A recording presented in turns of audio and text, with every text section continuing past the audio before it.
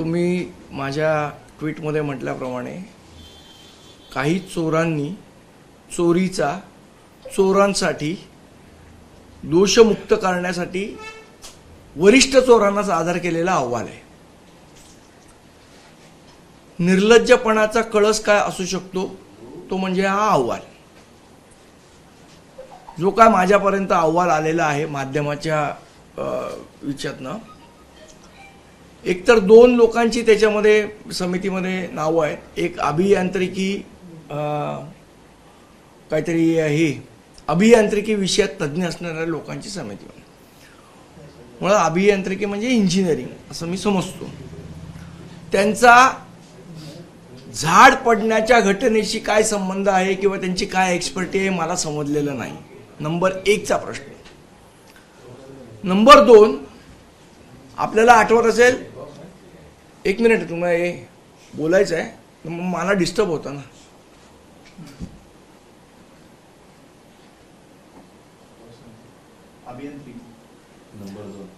Number 2, जो अहवाल आला त्याच्यामध्ये बऱ्याचशा गोष्टी या इग्नोर केलेल्या आहेत. काल आपल्याला आठवत असेल तर आम्ही पत्रकार परिषद घेतली होती.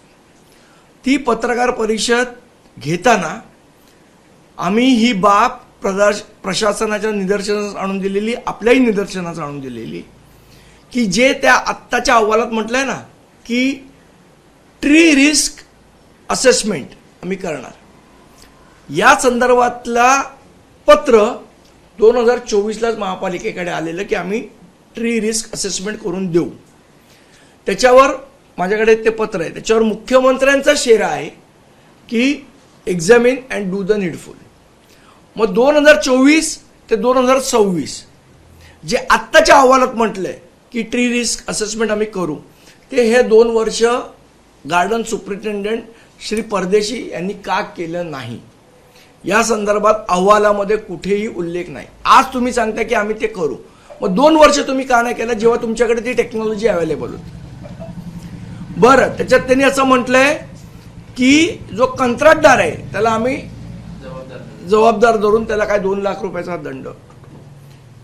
हे जे कंत्राटदार आता नेमलेले आहेत यांच्याकडे कुठलीही एक्सपर्टी नाही, मग त्यांना नेमणारे अधिकारी कोण होते, मग त्यांचा त्याच्यात दोष नाही का? ज्या कंत्राटदारांनी काय ते ट्री कटिंग करायचं नाही करायचं याच्या संदर्भातला अहवाल आता जर आपण टेंडर कंडिशन बघितली तर टेंडर कंडिशन 30 मध्ये त्यांनी स्पष्टपणे नमूद केलेलं आहे की वर्षातनं 2 वेळा झाडाचा सर्वे झाला पाहिजे. अहवालामध्ये म्हटलं सर्वे झाला तर रिपोर्ट कुठे आहे त्या झाडाचा? त्या झाडाचा रिपोर्ट तुम्ही सार्वजनिक करा जर तुम्ही खरोखर केला असेल रिपोर्ट तर. पण तसा कुठलाही रिपोर्ट त्यांनी दाखवलेला नाही. आणि मग रिपोर्ट नाही, मग कोणी रिपोर्ट केला नाही तर गार्डन डिपार्टमेंटने रिपोर्ट केला नाही का? तुमच्याकडे टेक्नॉलॉजी अवेलेबल असून तुम्ही रिपोर्ट का नाही तयार केलात? मग गार्डन सुपरिटेंडंट याला जबाबदार नाही का? बरं, ते काहीतरी पर्जन्य जलवाहिनीचं काम, मग त्यांनी ते दूर केलं वगैरे असं लिहिलंय. मुळात पर्जन्य जलवाहिनीचा तिकडे ज्यांनी काम केलं त्याच्यामुळे झाड पडलं असं निष्कर्ष आहे का तुमचा? मग उगीच पर्जन्य जलवाहिनीचं काम कशाला घुसडवलंय? तर ते गार्डन डिपार्टमेंटला क्लीन चिट द्यायला घुसडवलंय. असे अनेक प्रश्न या अहवालामधनं तयार होतात, याची उत्तरं ते देत नाहीयेत. आणि जेव्हा काल आम्ही पत्रकार परिषद घेतली मनसेनी आणि हे त्यांच्या निदर्शनास आणले की 2 वर्ष तुमच्याकडे ट्री रिस्क असेसमेंट ही टेक्नॉलॉजी तुम्हाला मुख्यमंत्र्यांनी सांगितलं वापरायला, असं वापरली नाही, तरी निर्लज्जपणे काल रात्री तुम्ही अहवाल प्रसिद्ध केलात की याच्यामध्ये कोणाचा दोष नाही. आम्ही जे आरोप काल केले, ज्या फॅक्ट्स आम्ही मांडल्या, त्या फॅक्ट्समधनं गार्डन सुपरिटेंडंट परदेशी यांना वाचवण्यासाठी म्हणून कालच्या काल हा अहवाल रात्री कसा आला? इतके दिवस आला नाही. कालच्या पत्रकार परिषदेने लगेच संध्याकाळी अहवाल तयार झाला तुमचा. याचा अर्थ परदेशींना वाचवण्याचं कटकारस्थान हे महानगरपालिकेतले अधिकारी करतात. बरे, कोण जो 2 अधिकारी आहेत अभियांत्रिकी आणि विशेष अभियांत्रिकीचे, माळवदे आणि कोणतरी समथिंग, यांची एक्सपर्टी काय की त्यांनी गार्डन सुपरिटेंडंटला क्लीन चिट द्यावी? मला असं वाटतं ह्या सगळ्या गोष्टी आपण बघितल्या आहेत.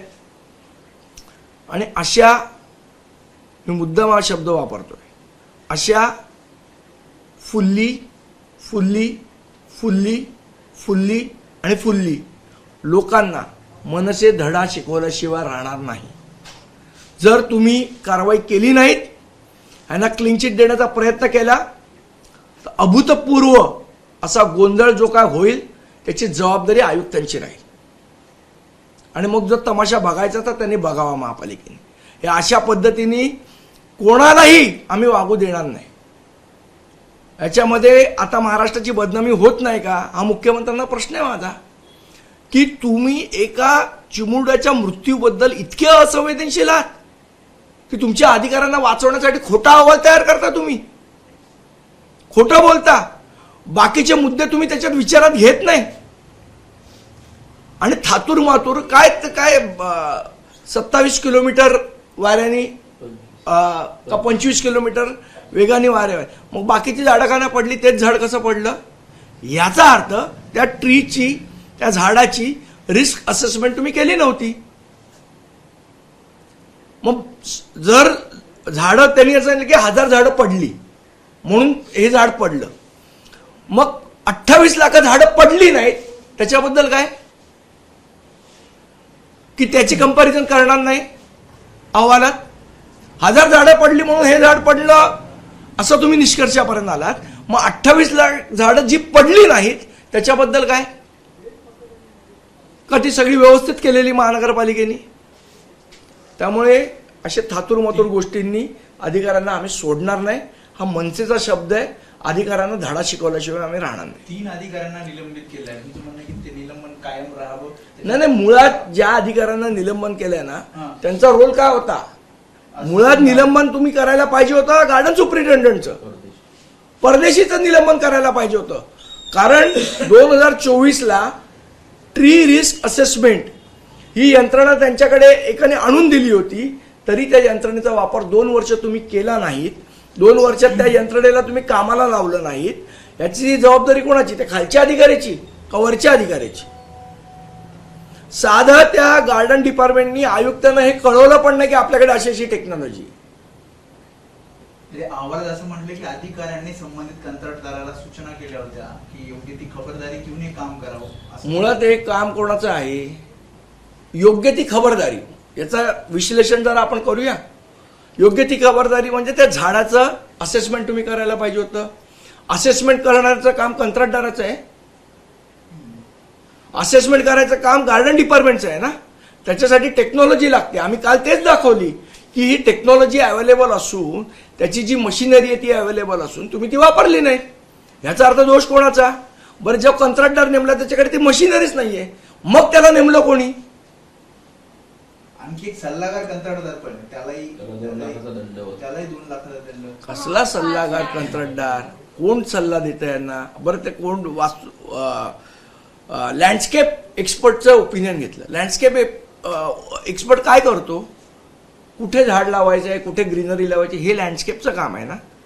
का ते झाड रिस्क असेसमेंट करणं हे लँडस्केपवाल्याचं काम आहे. कुठल्याही लोकांचे कशातही सल्ले घ्याल तुम्ही. उद्या हार्टचं ऑपरेशन करताना ऑर्थोपेडिक सर्जनचा सल्ला घ्याल का? हार्ट सर्जनचा सल्ला घ्याल ना. मग ते वास्तुविशारद आणि यांचे सल्ले घेऊन झाडाचं ट्री रिस्क असेसमेंट कसे करणार तुम्ही? याच्या अगोदर आयुक्तांनी राजकीय दबाव नाही आहे याच्या कंत्राटदार आहेत. नाही, हे कंत्राटदारांचा थातूर मातूर आहे हो. 2 लाखाचा दंड आणि 5 लाख. त्या मुलाची किंमत 7 लाख रुपये लावली का तुम्ही? ज्या मुलाचा जीव गेला त्याची किंमत 7 लाख रुपये लावली आहे. एवढा स्वस्त झालाय जीव आम्हाला एका लहान मुलाचा. याच्या अगोदर आयुक्तांनी म्हटलं होतं की सीसी रोड हे झाड पडण्यासाठी कारणीभूत नाहीत. महापौर म्हणतायत सीसी रोड कारणीभूत आहे. मुळात हे दोन्ही गोष्टी कारणीभूत. तुम्ही झाडाचं, मी पुन्हा सांगतोय, आपण मला असं वाटतं वेगळ्या प्रश्नांवर चर्चा करतोय आणि आपल्याला वेगळीकडे भरकटवण्याचा प्रयत्न आयुक्त करतायत आपापसात वाद घालून. मुळात त्या झाडांची ट्री रिस्क असेसमेंट म्हणजे झाड किती धोकादायक आहे याची असेसमेंट करायला 2 वर्ष तुमच्या हातात होती. कोणीही असेसमेंट केलं नाही. मग आता कॉन्क्रीटमुळे झाड पडलंय का नाही पडलंय अशा वेगळ्या वादामध्ये अडकवण्याचा प्रयत्न, डिशेबल करण्याचा प्रयत्न बिपिन शर्मा आणि भिडे मॅडम दोघंही करतायत. त्यांनी हे बंद केलं पाहिजे. आम्ही मूर्ख नाही आहोत.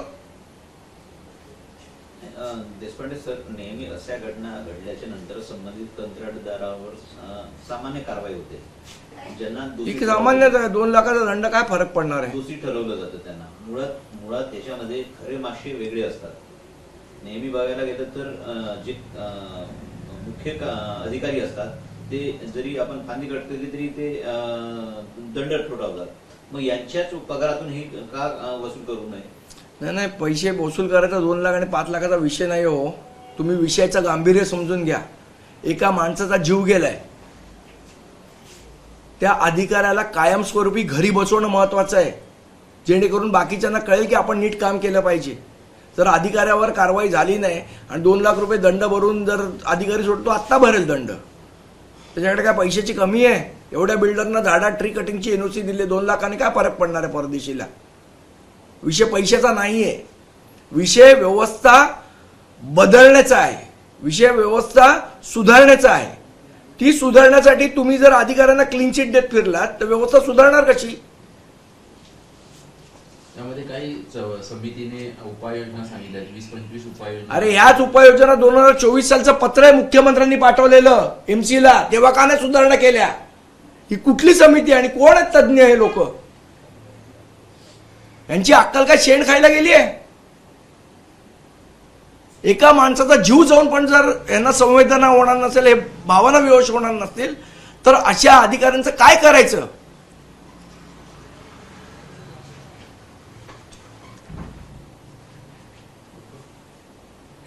एक प्रश्न होता. उपमहापौर म्हणतात की मुंबईमध्ये काल बोललो त्याच्यावर. त्यापेक्षा आयुक्तांना पाठवा तिकडे.